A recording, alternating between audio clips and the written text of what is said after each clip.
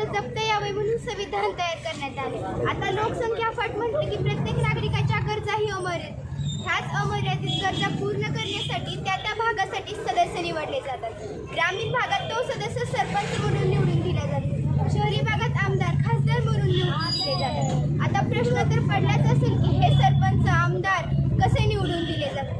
चला तर मग आमच्या सिल्वर जुबली हायस्कूलमधल्या इयत्ता 9वी अ विद्यार्थिनींकडून ही निवडणूक प्रक्रिया आणि आपल्या एका मताचे महत्त्व जाणून घेऊया. दीदी, आज आमच्या शाळेला सुट्टी आहे. आपण आज फिरायला जायचं का? नाही, उद्या खूप महत्त्वाचा दिवस आहे. का गं, काय आहे आज? अगं, आज मतदान दिवस आहे ना. मतदान हे काय असतं? मी पण खूप वेळ ऐकलं आहे. अगं, मतदान म्हणजे एखाद्या गटास अथवा समूहास विशिष्ट निवडणुकीसाठी अथवा एखादा महत्त्वाचा निर्णय घेण्यासाठी लिखित अथवा ठरवलेल्या माध्यमाद्वारे मतप्रदर्शन करण्याची एक प्रक्रिया आहे. होय, हे मतदान कोणी करायचे आणि का करायचे? ज्यांचे वय 18 वर्ष पूर्ण असते त्यांनी मतदान करायचे असते. मतदान हा आपला हक्क आहे, तसेच मतदान करणे हे आपले कर्तव्य आहे आणि हे कर्तव्य पार पाडण्यासाठी मतदान करणे खूप महत्त्वाचे आहे. 18 वर्षाचे वय केले पार, मिळाला आम्हाला मतदानाचा अधिकार. 18 वर्षाचे वय केले पार, मिळाला आम्हाला मतदानाचा अधिकार. माझी चुलत बहीण, तिचे 18 वर्ष पूर्ण आहे, पण ती आंधळी आहे, ती पाहू शकत नाही. मग तिला मतदान करण्याचा हक्क आहे का? होय, जर 18 वर्ष पूर्ण असतील तर मतदान करता येतं. कोणी अपंग असते किंवा आंधळा, त्याला मतदान करायचा पूर्ण हक्क आहे. हे मतदान कधी सुरू झालं? हे मतदान जेव्हा भारतीय निवडणूक आयोगाची स्थापना 25 जानेवारी 1950 रोजी सुरू झाली आणि तेव्हा 2011 पासून आपण मतदान दिन साजरा करतो. माझे वय 18 वर्ष पूर्ण झाले की मी मतदान करणार, याचा खूप फायदा आहे. काय फायदा? ते आपल्याला मताच्या बदल्यात मोबाईल किंवा पैसेही देतात म्हणे. अगं वेडाबाई, मोबाईल, पैसे अशा आमिषाला बळी पडून आपण आपले मत विकायचे का? नाही, हे चुकीचे आहे. मतदान हे खूप पवित्र आहे. मतदान करणे हा आपला फक्त हक्कच नसून ते आपले कर्तव्यही आहे आणि आपले कर्तव्य पार पाडताना आपण कोणत्याही आमिषाला बळी पडता का म्हणे. एक मत खूप महत्त्वाचे आहे. अगं, पण आपल्या एका मताने होणार तरी काय? अगं, काय होणार? एक मत आपलं संपूर्ण आयुष्य बदलतं. आपल्या गावाचं, राज्याचं, देशाचं आयुष्य बदलतं. आज प्रत्येक एका मतानं आपला भारत देश घडतो आहे. मतदान राजा जाग तू, शहाण्यासारखा वाग तू.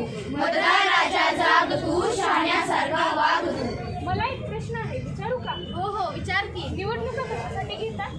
निवडणुका या तर लोकप्रतिनिधी निवडण्यासाठी घेत असतात. ही निवडणूक प्रक्रिया कशी चालते बरे? निवडणूक प्रक्रिया निवडणुका या दर 5 वर्षांनी होतात. अगदी ग्रामीण भागातल्या ग्रामपंचायतीच्या निवडणुका असो, नगरसेवक पदाच्या निवडणुका असो, आमदार पदाच्या निवडणुका असो किंवा खासदार पदाच्या निवडणुका असो, या प्रत्येक निवडणुकांचा कालावधी असतो 5 वर्ष.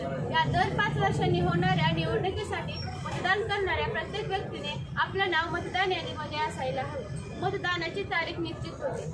मतदानाच्या निश्चित तारखेला मतदान ठरलेलं असतं. या दिवशी मतदान करणाऱ्या प्रत्येक व्यक्तीने आपली ओळख म्हणून मतदार कार्ड, आधार कार्ड, बँक पासबुक किंवा आपला ओळख दाखवेल असा कोणताही पुरावा, असे 21 पुरावे आहेत. यापैकी कुठलाही पुरावा आपल्याला मतदानाच्या वेळी ओळख पटवण्यासाठी लागतो. आपण प्रत्यक्ष मतदान केंद्रामध्ये प्रवेश केल्यानंतर आपल्या डाव्या हाताच्या दुसऱ्या बोटावर शाई लावणे म्हणजे आपण मतदान केले. त्यानंतर आपल्याला मतदानाचा अधिकार बजावायचा असतो. त्या ठिकाणी वोटिंग मशीनवर गेल्यावर आपल्याला पाहिजे असलेलं चिन्ह दाबलं की मतदान होतं. पण हे मतदान करत असताना आपण केलेलं मतदान त्याच व्यक्तीला झालंय का, त्याच चिन्हाला झालंय का हे बघण्यासाठी व्हीव्हीपॅट मशीनवरून आपण जे मतदान केलेलं आहे त्या व्यक्तीची नावाची चिठ्ठी खाली पडते. याच्यावरून कळते की आपण मतदान केलेलं हे योग्य आहे अशी असते निवडणूक. नगरसेवक, नगराध्यक्ष आणि खासदार यांचे काम काय?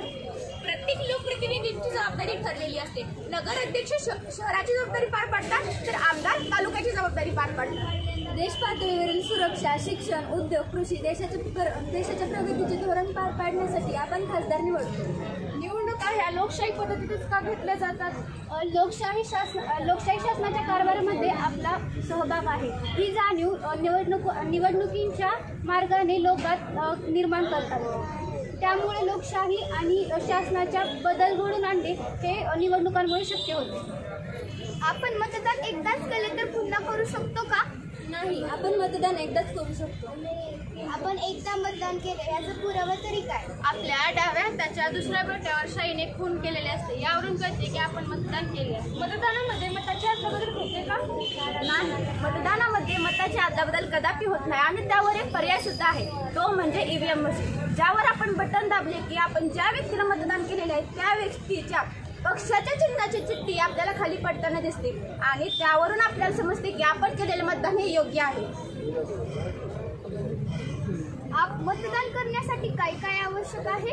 मतदान करण्यासाठी सर्वात प्रथम मतदान केंद्रात नाव नोंदणी करणे गरजेचे आहे. त्याचबरोबर आपल्याला आत्ता वैष्णवीने देखील सांगितलेले आहे, त्यासाठी आधार कार्ड असो, ड्रायव्हिंग लायसन्स असो किंवा पासबुक, इतरही तुम्ही दाखवले ओळखीचे पुरावे तर तुम्ही मतदान केंद्रात नाव नोंदणी करू शकता.